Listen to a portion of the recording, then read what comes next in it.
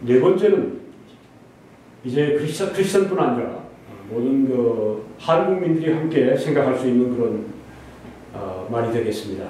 선하고 강한 정부를 만들기 위해서 이성과 양심의 빛에 따라 행동하라고 하는 것입니다.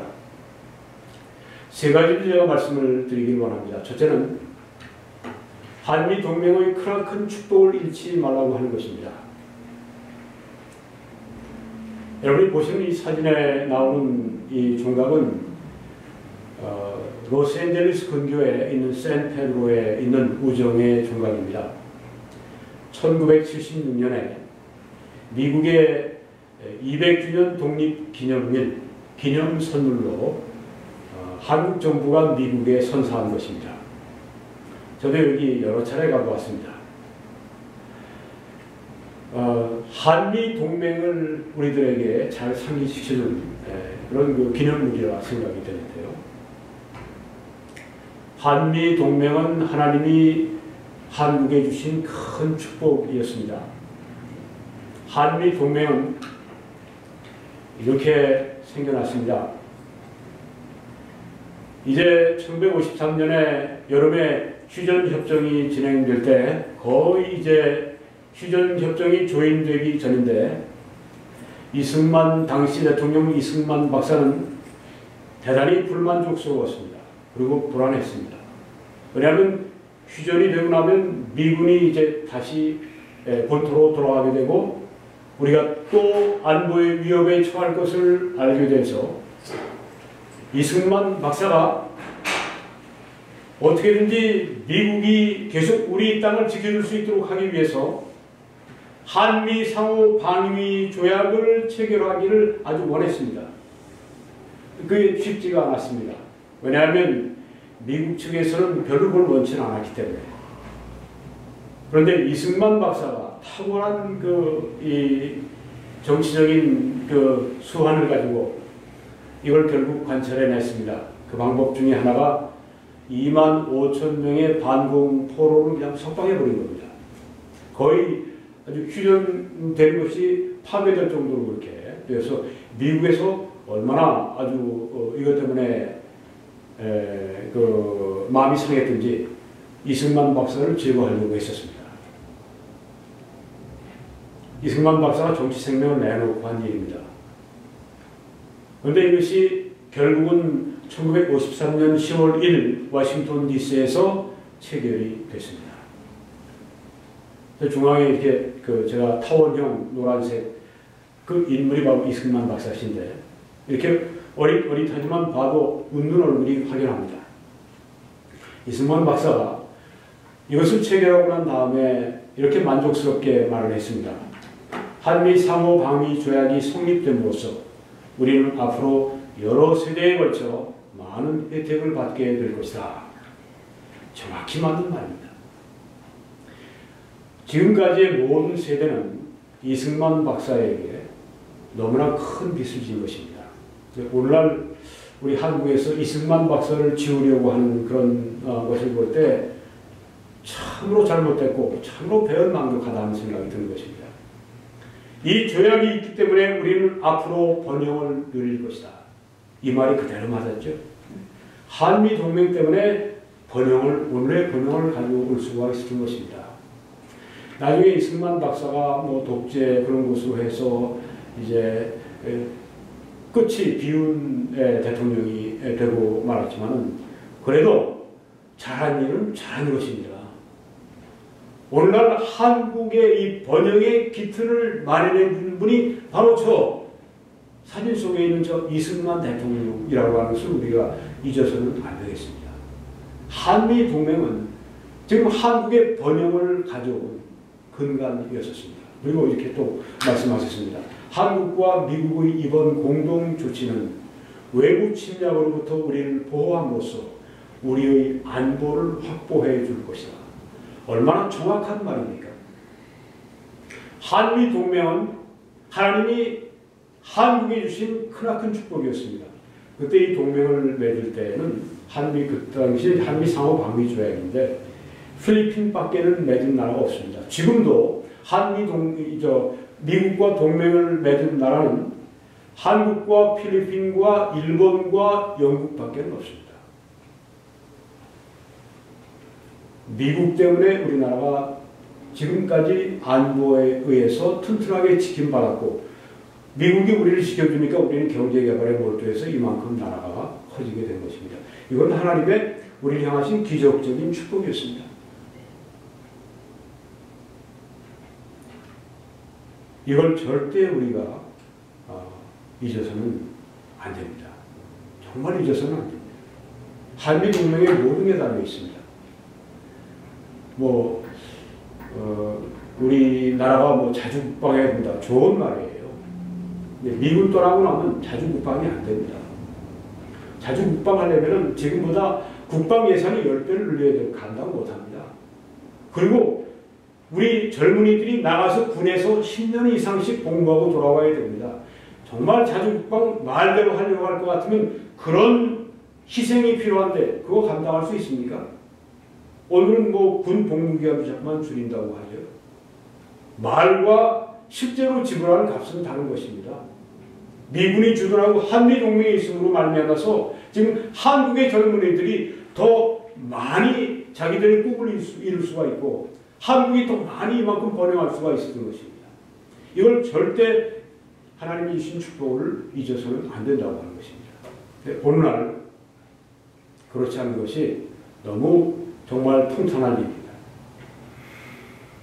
그 중에 하나가 바로 늑대와 여우의 담합의 목표입니다.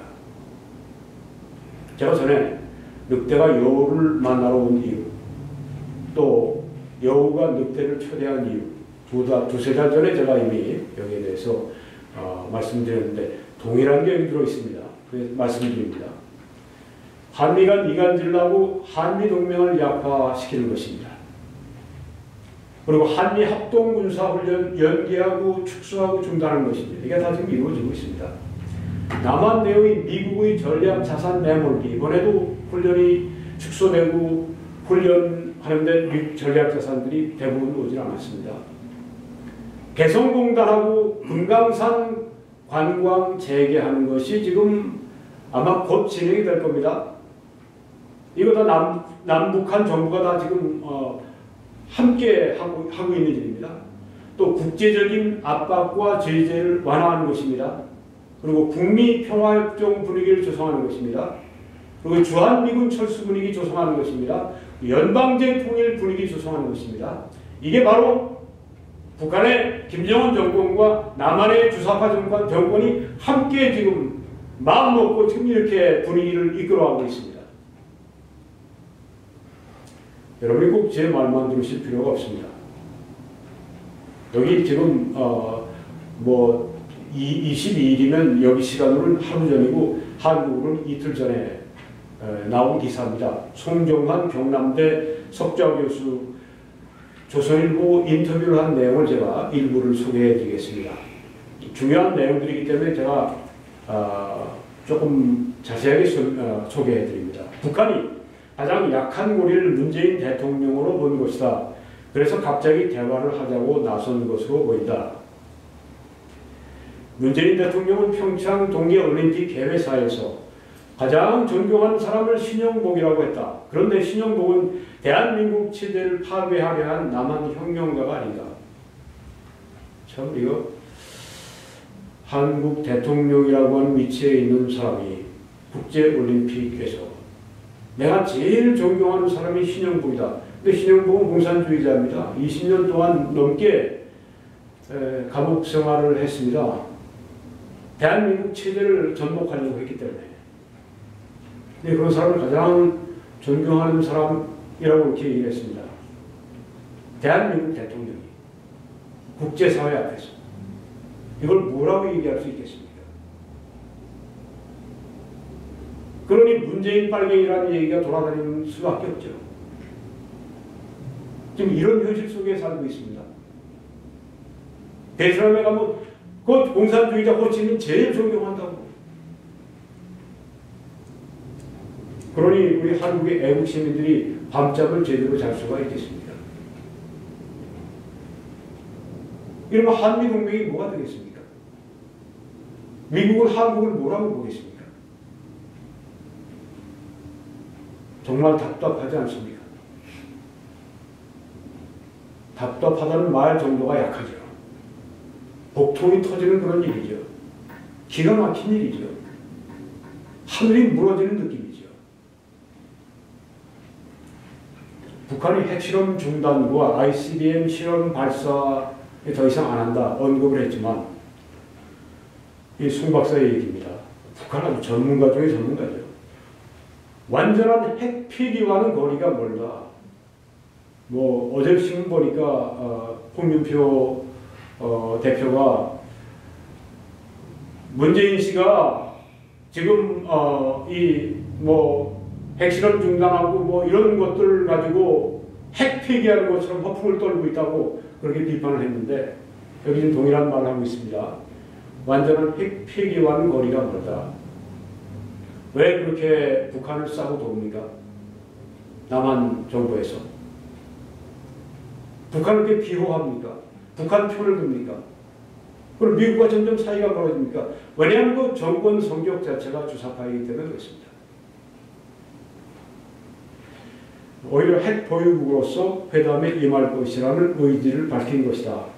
너무나 문재인 씨와는 이 송 박사가 생각이 다른 걸 여기 보여주고 있습니다. 핵 보유국으로서 북한은 조선반도 비핵화를 달성하기 위해 보십시오. 주한미군 철수, 미군 전력자산 철수, 한미연합군사훈련 중단, 한미연합사 해체. 이거 제가 2, 3개월 전에 다 얘기한 내용입니다.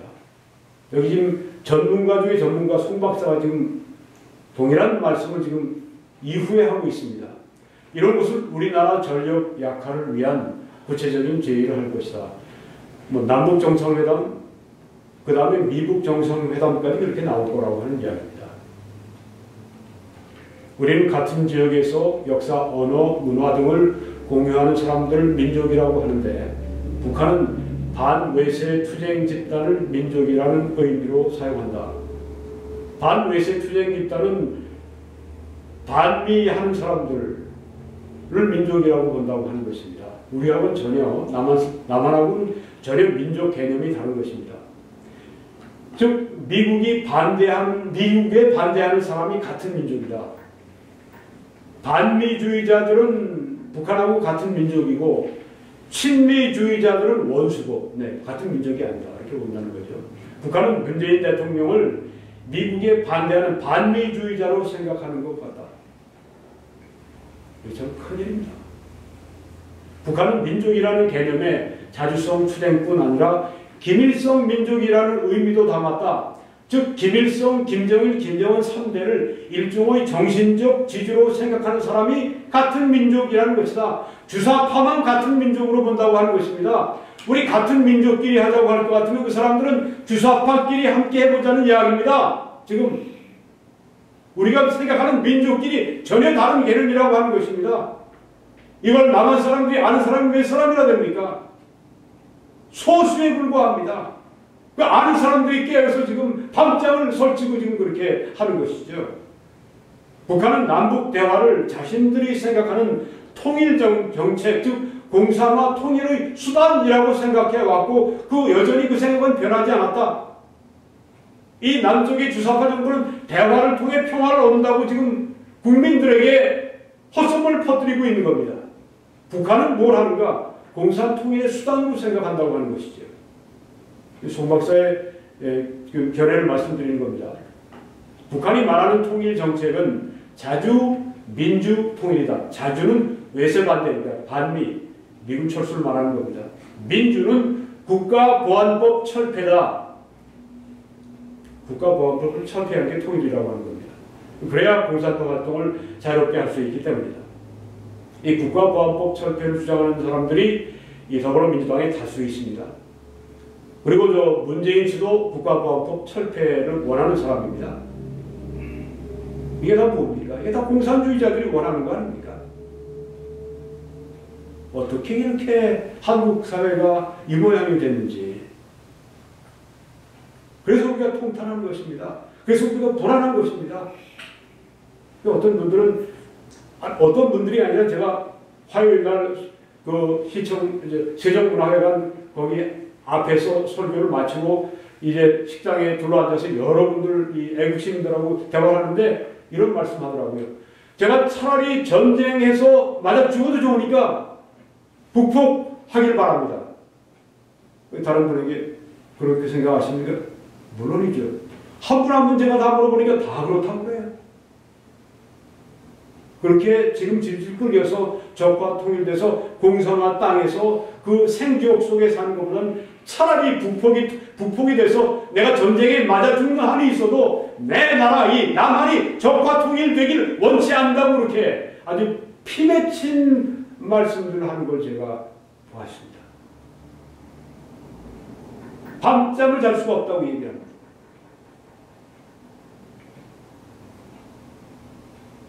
공산주의자들이 다 원하는 걸 대통령이라는 사람과 수많은 이 더민주당 그 사람들이 원한다고 하니까 그뿐이겠습니까? 더 많은 사람들이 원한다고 하니까 미칠 지경이죠. 북한에 있어서 자주와 우리 민족끼리 하자고 하는 것은 일맥상통하는 게 주한 미군 철수 주장의 기초가 된다고 하는 이야기입니다. 북한에 우리는 타도 대상일 뿐인데 무슨 대화를 하겠나?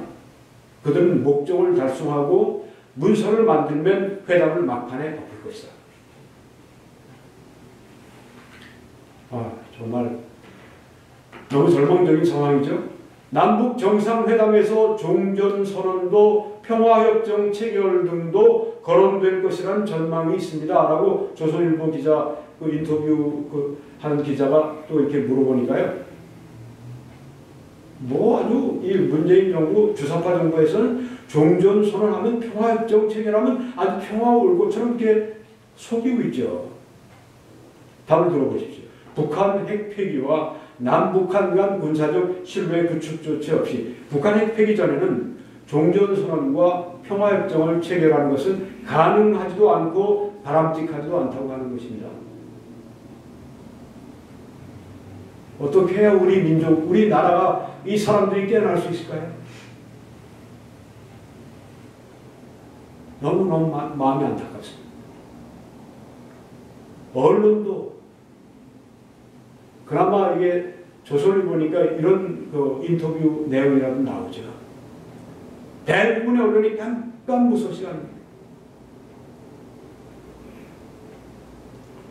국가적인 자살로 가고 있다고 하는 그 말이 틀린 말이 결코 아닙니다. 나의 국가가, 내 모국이 자살의 길을 걸어가고 있는데 어찌 눈물을 흘리지 않을 수가 있습니까? 어찌 한탄하지 않을 수 있습니까? 어찌 외치지 않을 수가 있습니까? 알고 나서 어떻게 가만히 있을 수 있습니까? 목사가 아니라 승려가 아니라 사제가 아니라 누구인들 왜 그 얘기를 못하겠습니까? 목사는 국민이 아닙니까? 목사는 한민족이 아닙니까? 왜 말을 못합니까? 말을 해야죠.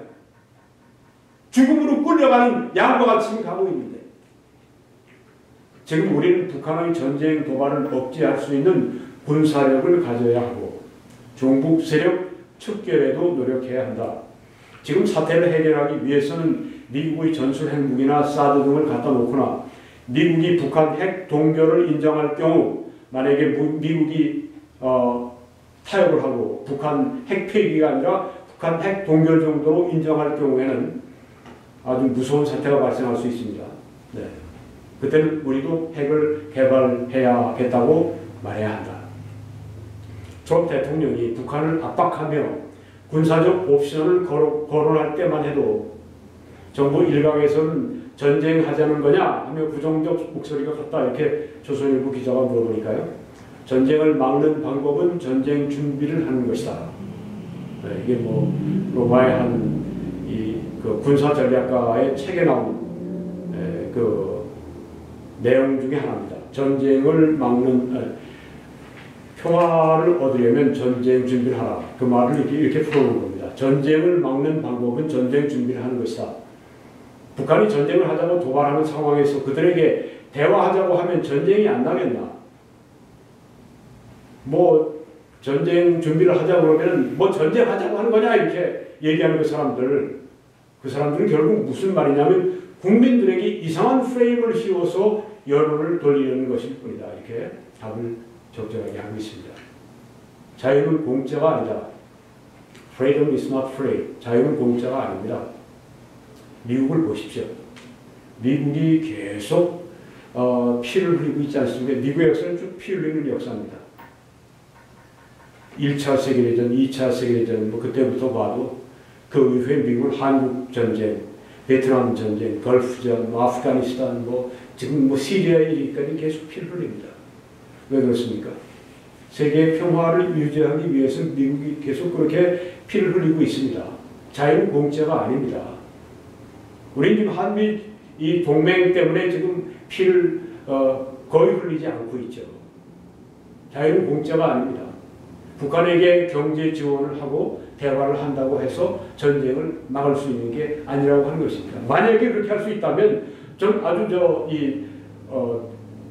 주사파 정부를 밀겠습니다. 네. 비판하지 않고 밀겠습니다. 왜? 평화를 얻을 수 있다면 그렇게 해서 평화를 얻을 수가 없습니다. 전쟁할 준비를 해야 전쟁이 나지 않는다. 네, 맞습니다. 예를 들면 내가 3년간 대사로 근무한 파키스탄과 인도 사이, 중국과 인도 사이에도 종종 군사적 충돌이 일어난다. 하지만 큰 전쟁이 일어나지는 않는다. 양쪽 다 핵을 갖고 있기 때문이다. 미국의 국제정치학자인 한스 모겐소는 핵이 없는 나라가 핵을 가진 나라와 싸우면 죽거나 항복하거나 둘 중 하나다. 북은 핵을 가지고 있고 남은 핵을 가지고 있지 않으면 싸움을 하게 되면 남이 죽거나 남이 항복하거나 둘 중에 하나라고 하는 말이죠. 지금 그런 상황 가운데 빠져 있는 것입니다. 자주 국방 정말 하려고 할 것 같으면 핵 개발하고 핵 무장을 해야 됩니다. 그런 말을 하지 않잖아요. 북한도 그래서 핵을 만들었다. 유화책으로는 전쟁을 막을 수 없다. 전쟁 준비를 통해 상대방과 동등하게 대화를 할 자세가 되어야 전쟁도 막고 대화도 할 수 있다. 한미 동맹을 하지 않으면 핵 무장을 하는 도리밖에 없는데 더 좋은 것은 한미 동맹을 강화하는 것이 최선입니다. 지금 문재인 정부는 양쪽 다 그렇게 나가지 않습니다. 한미 동맹을 아주 강화하는 쪽으로 나가든지 아니면 그걸 버리면 아주 핵무장으로 나가든지 전혀 양쪽이 다 아닙니다. 죽는 길로 지금 끌고 가고 있습니다. 그래서 우리가 애타고 또 이런 발언도 하게 되는 것입니다. 한미 동맹은 한국에 주신 하나님의 비상한 축복입니다. 그거 놓치면 한국이 끝납니다. 한미 동맹의 축복을 절대 잃지 않도록 해야 합니다. 요사이 몇몇 애국 시민들이 미군 부대 앞이나 혹은 미 대사관 앞에 가서 미군들을 격려하고 미 대사관에 앞에 가서 미국을 칭찬하고 미국을 격려하고 미국에 감사하는 그런 집회를 하는 걸 보는데 참 잘하시는 겁니다. 가서 이렇게 볼 때 눈물 겹습니다.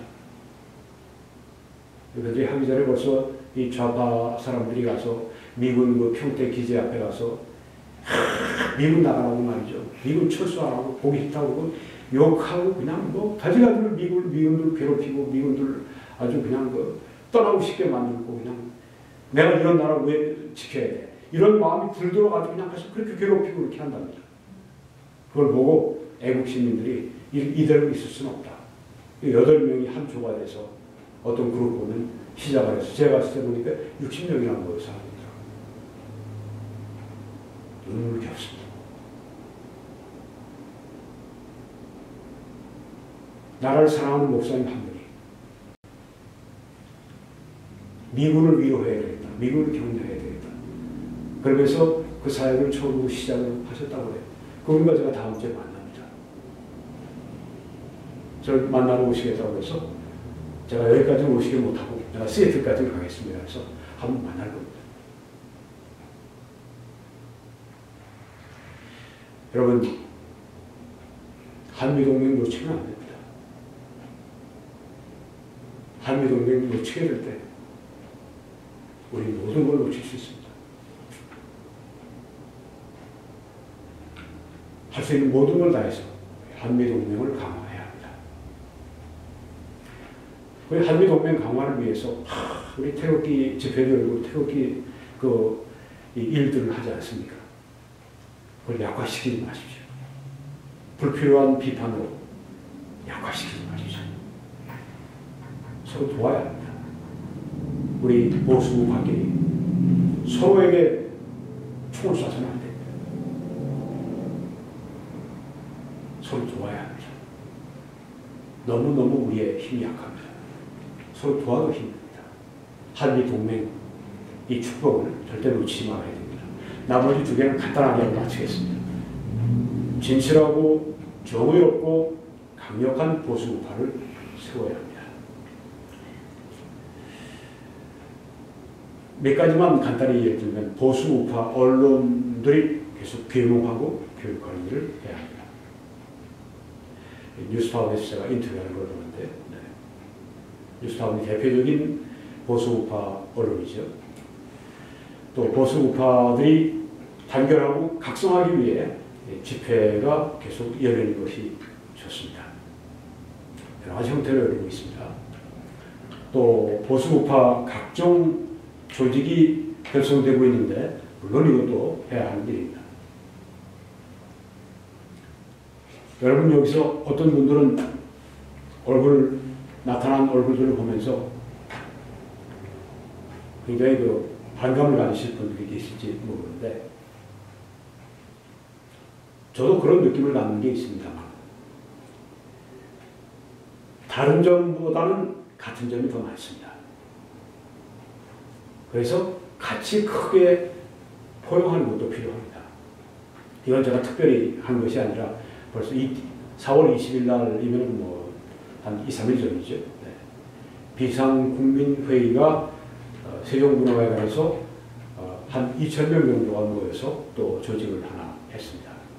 좌파와 싸우는 조직을 결성을 했습니다. 그리고 이 보수 우파의 교육기관이 필요합니다. 미국의 리버티 대학, 아까 말씀드렸던 제리 폴웰 목사님 시작하신 대학이 지금 계신 교회에서 제일 큰 대학이 되는 리버티 대학입니다. 이 리버티 대학은 100% 보수 우파입니다. 이런 교육기관이 필요합니다. 한국에 이런 교육기관이 하나도 없습니다. 이건 그런 지도자가 이끌 때 가능합니다. 보수 우파의 교육기관, 대학이든 어떤 교육기관인지 이게 필요합니다. 그리고 이 대학은 교회가 세운 것입니다. 아까 그 목사님이 심호하시는 교회에서 세운 대학이 리버티 대학입니다. 결국 이렇게 진실하고 정의롭고 강력한 이런 사람들 키우는 모태 같은 역할을 할 곳이 교회입니다. 네. 이 교회, 그래서 이 국내교회, 복음주의, 먼저는 성경적이고 복음적인 교회가 되어야 되겠죠. 그리고 또한 보수 우파 입장을 가지고 있는 교회를 세워 나가는 일입니다. 이 일을 우리 보수 우파, 특별히 이 성도들은 하셔야 합니다. 제가 방문해보고 또 함께 만나 교제를 시작한 분들이 몇 분 있습니다. 수도권에, 서울 송내동에 우리 교회 신석월 목사님, 전에 코미디언 하셨던 유명한 분이시죠. 또 서울 문정동에 제네바 개혁교회 오인영 목사님, 그리고 운정 신도시의 에베네셀 교회 이충근 목사님. 위에 두 교회는 제가 가서 제가 말씀도 전했고, 이제 세 번째 교회는 제가 이번에 만나고 함께 식사하고 그랬었습니다. 이분들이 아주 목숨을 내놓고 그렇게 나라를 위해서 애쓰신, 설교하신 그런 목사님들이십니다. 근처에 수도권에 있으면 여러분 이런 교회 가셔서 이런 교회들을 격려하시고 세우셔야 한다고 저는 믿습니다. 마지막으로 다가오는 전쟁을 대비하십시오. 저는 이렇게 해외에 있기 때문에 가볍게 전쟁을 얘기하지 않습니다. 제 가족들이 다 한국에 있습니다. 모든 것이 다 한국에 있습니다. 저와 제 집사람만 지금 여기 해외에 나와 있습니다. 전쟁이 나서 많은 것을 잃으면 좀 다 잃는 것입니다. 이 전쟁을 제가 소홀히 말하지 않습니다. 그런데 전쟁의 가능성이 굉장히 높습니다. 왜냐하면 김정은이가 핵 폐기를 절대 안 할 것입니다. 그리고 미국은 지금 만약에 김정은을 제거하지 않으면 김정은이가 화학무기 재료를 넘겨서 화학무기를 팔아먹는 일을 했는데 앞으로 이 핵무기 개발이 완성되면 핵무기를 팔아먹을 것이 확실합니다. 존 볼턴이 다 얘기하고 있습니다. 그리고 그것이 시리아나 혹은 이란이나 이런 데로 넘어가게 되면 그 다음에는 테러 단체에게 넘어가는 게 시간 문제입니다. 그래서 테러 단체들은 그걸 가지고 전에 쌍둥이 빌딩 공격한 것처럼 미국을 또 공격하고 세계를 또 공격할 것입니다. 그러면 대혼란이 찾아오게 됩니다. 그래서 미국은 이 북한의 핵 문제를 그냥 놔둘 수가 없습니다. 그래서 북폭이 되고 그렇게 되면 전쟁이 발발하게 된다고 저는 생각합니다. 뭐 예언이 아닙니다. 네, 그러니까 100% 뭐 이루어진다고 생각하실 필요는 없습니다. 확률이 높다고 하는 것이죠. 그래서 다가오는 전쟁을 대비하고 있을 필요가 있다고 하는 말입니다. 이제 그러면 왜 하나님이 전쟁을 허용하십니까? 여기에 대해서 간단히 하나 인용하고 마치겠습니다. 유명한 마틴 로이드 존스 목사님은 이렇게 왜 하나님이 죄를 허용하십니까? 이유를 말합니다. 하나님은 죄의 참상을 기억나게 하시고 용서와 정의와 평화를 찾도록 촉구하시기 위해 전쟁을 허용하신다. 하나님은 왜 전쟁을 허용하시는가라는 질문보다 하나님은 왜 세상이 죄와 허물 가운데 멸망하도록 허용하시지 않는가라고 질문할 필요가 있다. 하나님은 왜 억제하시는 은혜로 죄와 악을 한정하시고 어떤 한계를 넘지 못하도록 제한하시는가? 이 죄 많은 세상에 대한 하나님의 놀라운 인내요. 하나님의 사랑은 얼마나 놀라운가. 하나님이 만약에 억제하는 은혜를 가지고 이 전쟁을 억제하지 않으시면 훨씬 더 많은 전쟁이 발생할 수 있다고 하는 얘기죠. 하나님은 이 세상에 그의 사랑으로 아들을 보내시사 우리를 위해 죽게 하시고 우리를 구원하게 하셨다. 이게 하나님의 사랑의 최고의 표현입니다.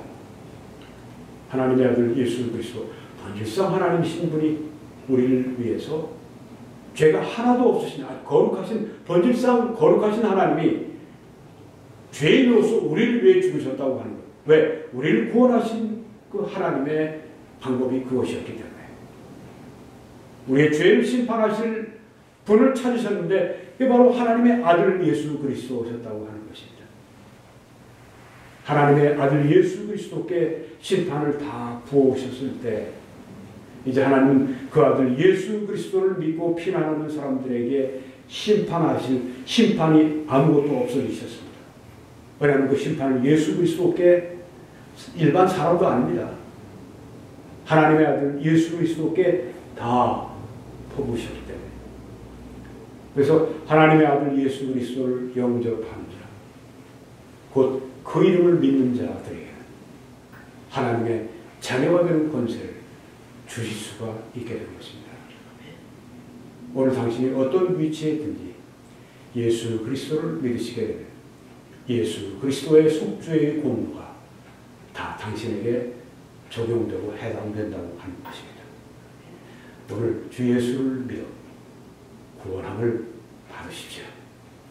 오늘 믿으시면 오늘 구원을 받으십니다.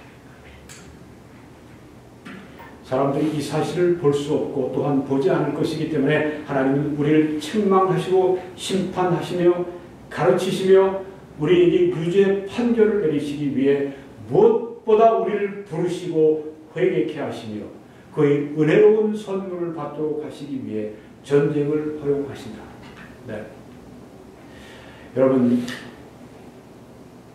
6.25 전쟁이 얼마나 참혹했습니까? 거의 300만 명에 달하는 사상자가 발생을 했습니다. 형편없이 한국이 그냥 황폐화되고 초토화되고 그냥 깨지고 그냥 완전히 잿더미가 되고 누가 그걸 축복이라고 부를 수 있습니까? 좀 심한 표현을 하면 제정신 가진 사람이 어떻게 그렇게 말할 수 있습니까? 그런데 제정신을 아주 정말 진짜 제정신을 가진 두 분이 그 6.25 전쟁은 축복이었다 이렇게 얘기하는 걸 들었습니다. 아, 정신 나간 목사를 드리겠구만. 아닙니다. 그런 사람들이 아닙니다.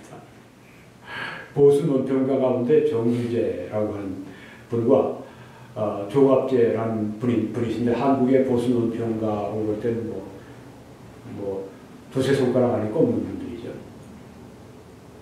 이유가 무엇인가? 6.25 전쟁 나기 전에 한 70%가 좌익이었답니다. 좌파였답니다. 이론상으로 다 좌파가 된 거예요. 오늘 경우와 뭐 흡사하다고 볼 수 있습니다. 전쟁이 나고 어떻게 됐습니까? 확 바뀌었습니다. 공산당이 얼마나 장악한지 이걸 보고 아이고 공산당 난 싫어. 자유민주주의가 좋아. 딱 결정이 됩니다. 네, 그 두 분의 그 말에 상당한 의미가 있습니다. 여기 우리가 신학적으로 또 그걸 뒷받침해 주고 있습니다. 전쟁이 우리가 볼 때는 나쁘지만 결과가 최상이 될 수 있습니다. 전쟁이 저는 안 나길 바랍니다만 불가피하게 전쟁이 온다고 할 것 같으면 확률이 훨씬 많습니다. 네, 아까 말씀드린 이유 때문에. 그렇지만 그 전쟁이 와도 저는 이렇게 기도하기를 원합니다. 하나님, 전쟁이 와도 피해가 최소한 되게 해주십시오. 이번에 전쟁을 붙이면 최상의 결과를 주십시오. 뭐 종북, 친북 뭐 이런 거 더 이상 우리가 생각지 않는, 할 수 있으면 통일까지 될 수 있는 그런 은혜를 주십시오. 불가피한 전쟁이라면 그렇다고 해도 되겠다. 여러분, 이 메시지를 함께 전해주십시오. 기도해 주시고 주의에 알려주시고 재정적으로 후원해 주시고 댓글로 성원해 주시고 이 모든 것을 참 감사합니다. 하나님께서 여러분이 들으시는 만큼 희생하시는 만큼 크게 축복하시기를 기도합니다. 여기 있는 이 정보를 활용하셔서 그렇게 재정적으로 후원해 주십시오. 그리고 이 웹사이트에 들어오셔서 밑에 보시게 되면 후원하는 데가 있습니다. 거기는 이제 미국이나 캐나다에서 재정적으로 후원하실 수 있는 분들을 위한 정보가 들어가 있습니다. 저는 밴쿠버 필그림 교회에서 매주일 오후 2시에 설교합니다. 설교 마치면 애국 보수 시민 시국 좌담회를 곧 엽니다. 여러분들 초청합니다. 저희는 서울에 위치해 있습니다. 여기 주소를 여러분이 보시고 찾아오시면 되겠습니다. 녹화 때문에 오후 2시 이전에 참여해 주시면 감사하겠습니다. 하나님의 크신 축복이 모든 한인들에게 임하시기를 간절히 축원합니다.